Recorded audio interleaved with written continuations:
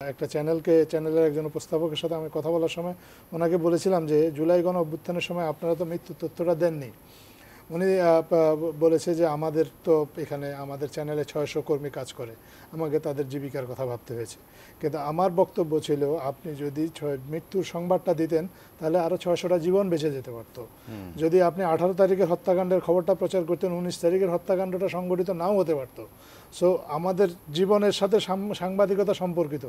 আপনি যদি সঠিক তথ্য দেন, অপতথ্য অপশক্তি এদের সাথে লড়াই করার সবচেয়ে বড় টুল হচ্ছে সত্য।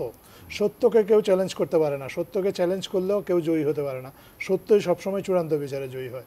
আপনাদের মানে সাংবাদিকতা যারা করে, আমরা যারা আগে আমি করেছি এখন আপনারা করছেন, সাংবাদিকরা যদি সত্য তথ্যটা দেয় ভয় ভীতির ঊর্ধ্বে থেকে না। এই যে তুমি সত্য তথ্য দেওয়ার কথা বলছো, আমরা তো দেখেছি এর আগে ওই আমার দেশের অলিউল্লাহ নোমান, তার ক্ষেত্রে তখন আদালত কি বলেছে, ট্রুথ ইজ নট ডিফেন্স।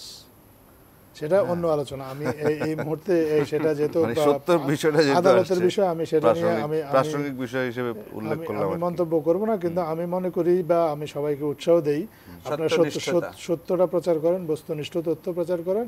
আপনি যদি সঠিক তথ্য প্রচার করেন তাহলে অনেকভাবে দেশ উপকৃত হতে পারে। শুধু দেশের যে রাজনৈতিকভাবে দেশ উপকৃত হবে তা না, আমাদের অর্থনৈতিকভাবে উপকৃত হবে। আমাদের দেশে যেভাবে লুটপাট হয়েছে, যেভাবে দুর্নীতি হয়েছে, এই দুর্নীতি প্রতিরোধেও কিন্তু আসলে এই সত্য প্রকাশের বা বস্তুনিষ্ঠ সাংবাদিকতার কোনো বিকল্প নেই। আপনি যদি এইগুলা করেন, যদি আপনি দুর্নীতিকে আড়াল করেন, আপনি যদি দুর্নীতিকে চেপে যান, তাহলে দুর্নীতিবাজরা উৎসাহিত হয়। আলটিমেটলি এই দুর্নীতির ফলে মানুষ ক্ষতিগ্রস্ত হয়, দেশের অর্থনীতি ক্ষতিগ্রস্ত হয়।